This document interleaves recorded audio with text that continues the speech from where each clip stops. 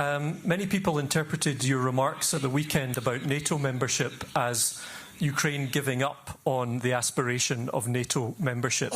Is that correct? And if so, would you go as far as to advocate for changes to your constitution to remove that aspiration?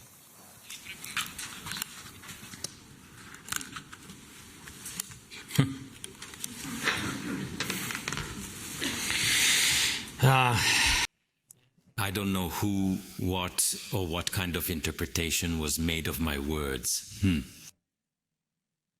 I truly, from the very first days, from my initial dialogue with the President of the United States of America, former President Biden, I honestly raised this issue because NATO is enshrined in our state's constitution, as is our European course.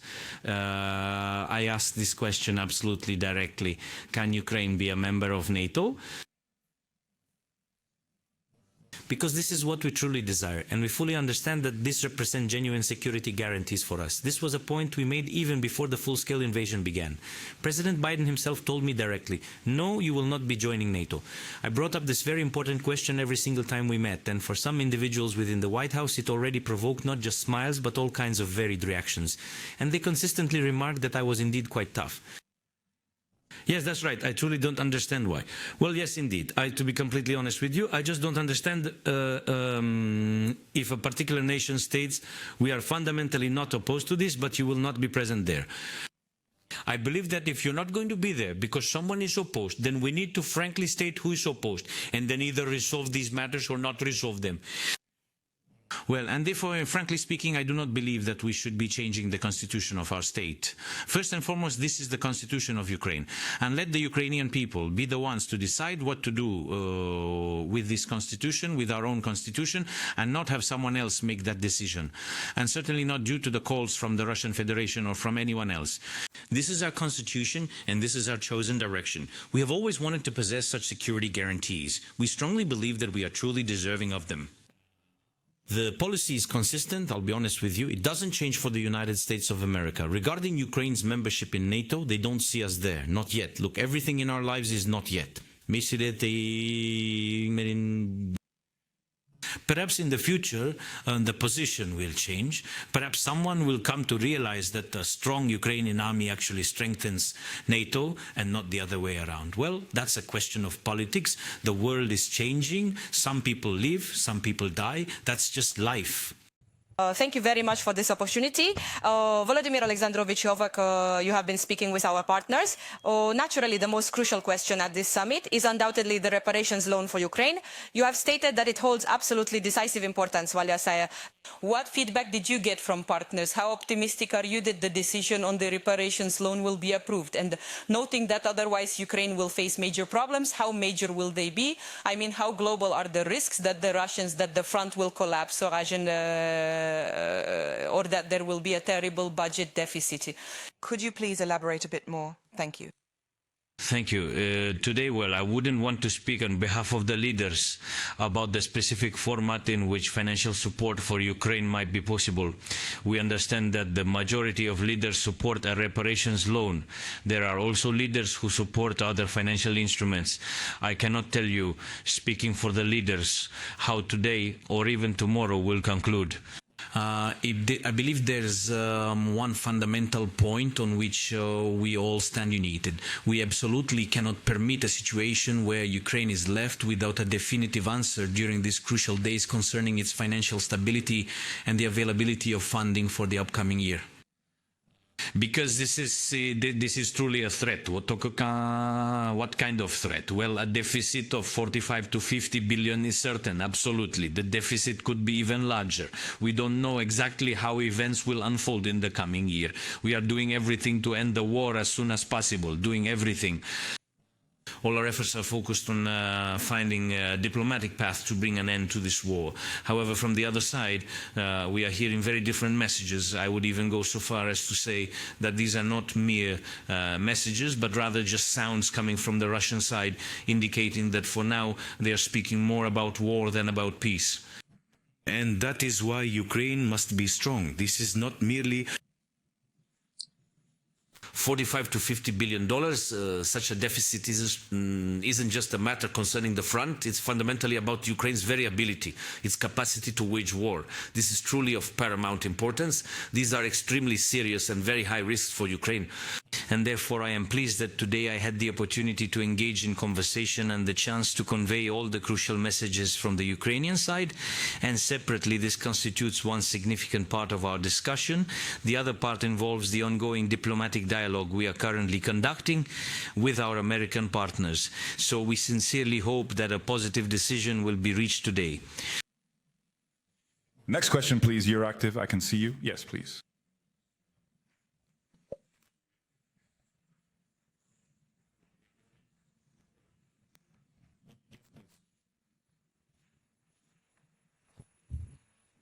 These people are already departing from the city of Rivne.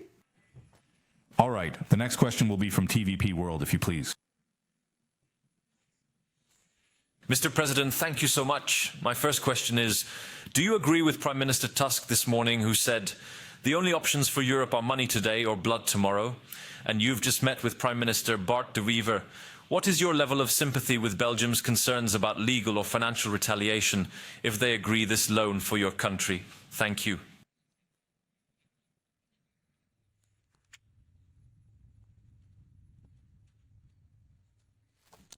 Volodymyr Zelensky, I believe the Prime Minister is first and foremost speaking about the security of Europe, and he is absolutely right that if at this very moment Ukraine is not given the necessary support, if it is abandoned and left to stand alone, well, we are fighting by ourselves anyway.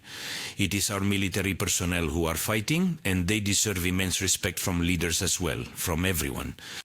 And here, without a doubt, Europe today is supporting us with weapons and also providing us with financial support. And the Prime Minister believes that if Ukraine is not supported, there is a very high chance that Ukraine might not be able to withstand. And then Europe will have to pay not with money, but with blood. I absolutely agree with that statement, because the signals, once again, from Russia are definitely not about peace with Europe. They are precisely of this kind. I don't want to scare anyone, but these are the Prime Minister's own words. Yes, they are quite understandable. Yes, I believe that we will have a more detailed discussion tomorrow with Donald. As for the Prime Minister of Belgium, I think that, first of all, we had a very good conversation with him. We have an understanding of one another. I comprehend the risks that he is speaking about. Well, we are at war, and in my opinion, we are facing much greater risks. It is important that the signal coming from him indicates that we, without a doubt, must resolve this issue today or in the coming days, so that Ukraine does not remain without financial support. This is a positive signal from him. Could we have the BBC on next?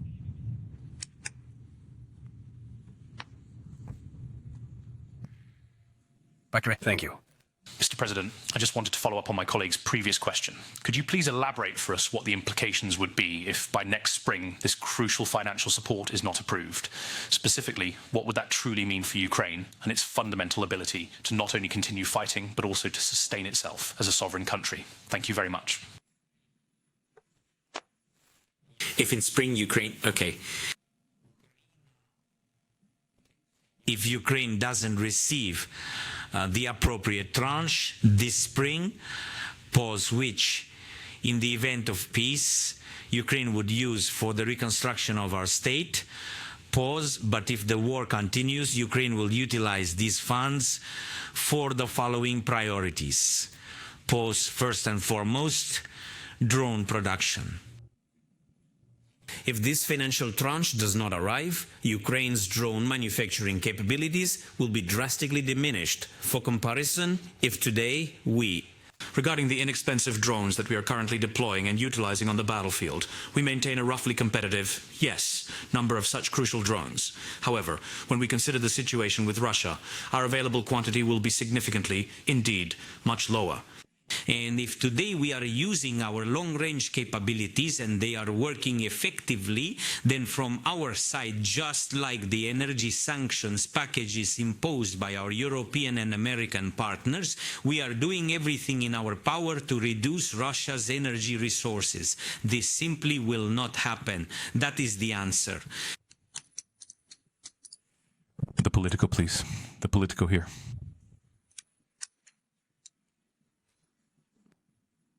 Thank you. Hans von Breuker from Politico in Berlin. I have a follow-up question regarding the discussions that also took place in Berlin. You mentioned that some difficult questions remained unresolved, specifically concerning the territorial issues. Do you feel you've made any further progress on those other points?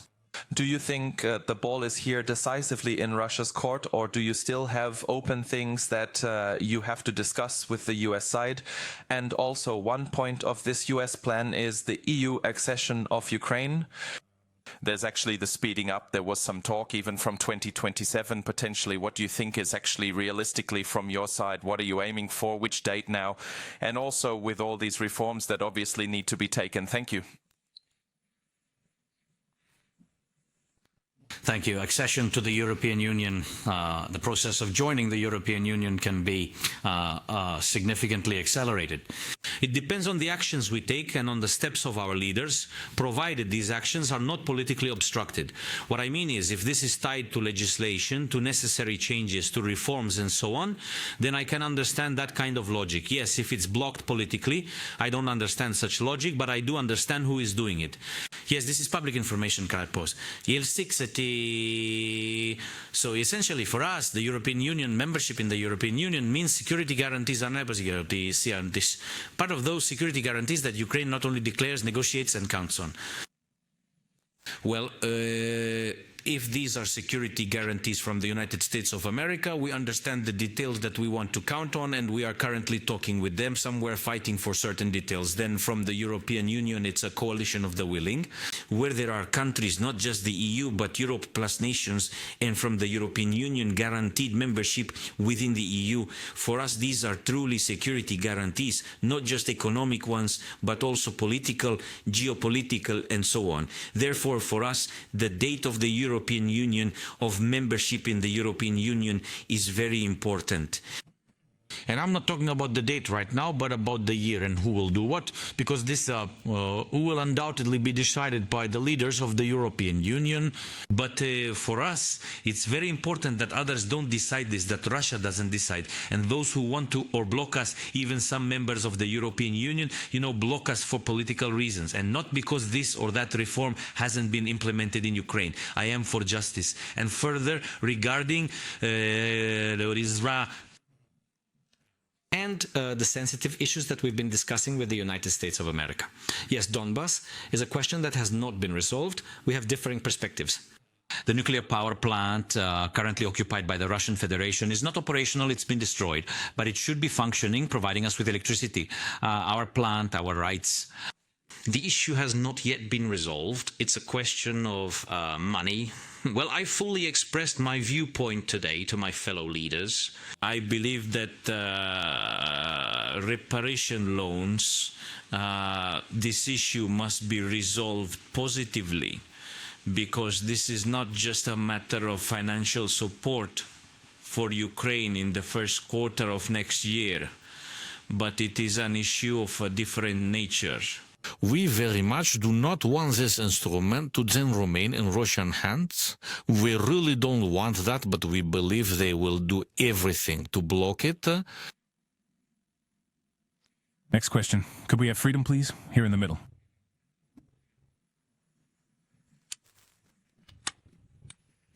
Mr. President, good day to you. Ole Borisov from the Freedom TV channel.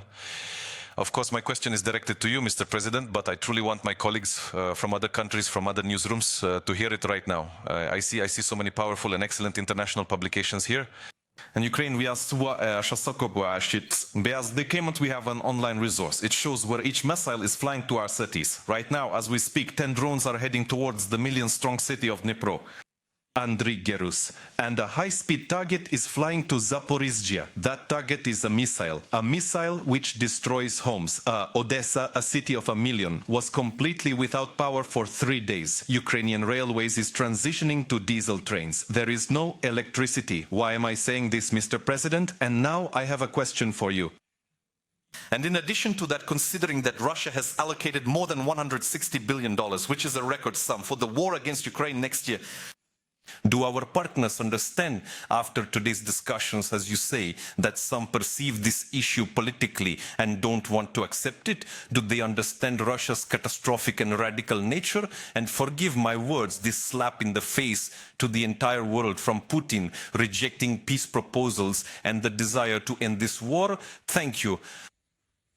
Volodymyr Zelensky, thank you for the question. Thank you for reminding the world of the conditions under which Ukraine is fighting, because it's difficult to simply call this life, but it is fighting for its very life. As for, well, today we are talking about air defense and about certain missiles. I don't want to say aloud which ones are currently in deficit.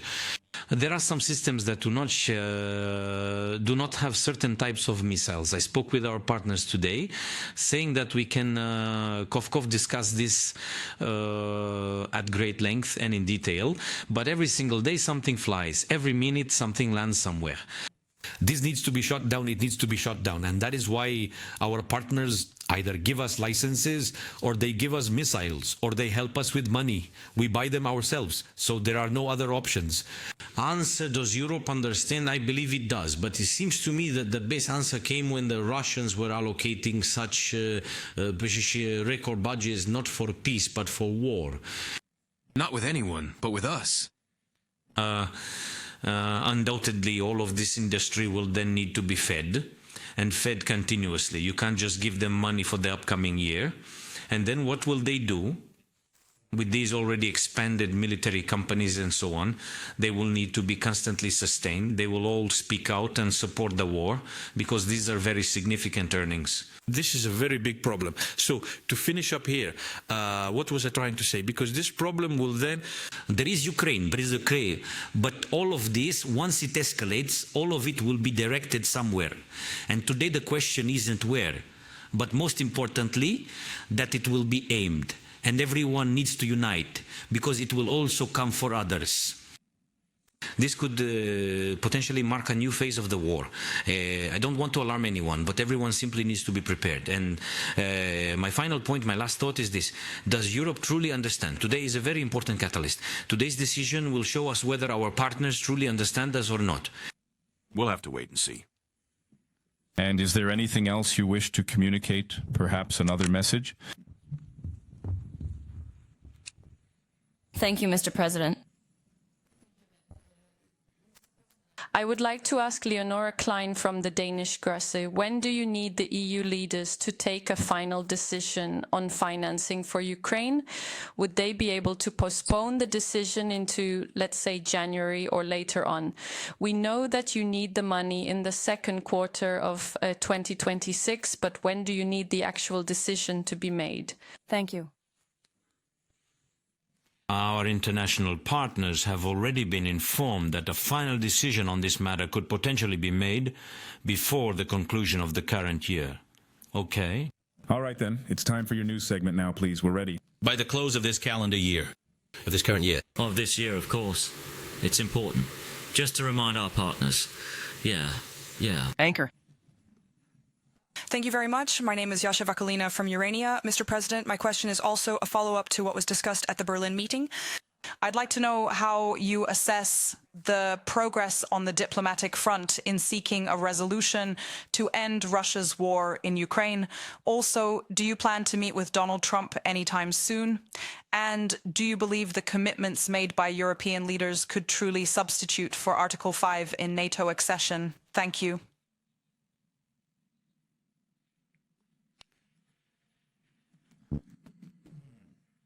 There is indeed significant progress in the ongoing dialogue that we are conducting with the American side. Why? Because in our dialogue with America, we had several formats, several documents, and I think there's progress in our dialogue. But the thing is, this is part of the negotiation process. Then the United States of America takes our specific proposals without any changes and communicates with the Russian side. So I currently have no feedback on our latest progress. I simply cannot tell you what is available or what is not. However, in the very near future, we will certainly make an announcement. And I personally believe that the sheer frequency of our meetings is also a significant step forward. For the time being, this is how I choose to perceive the situation.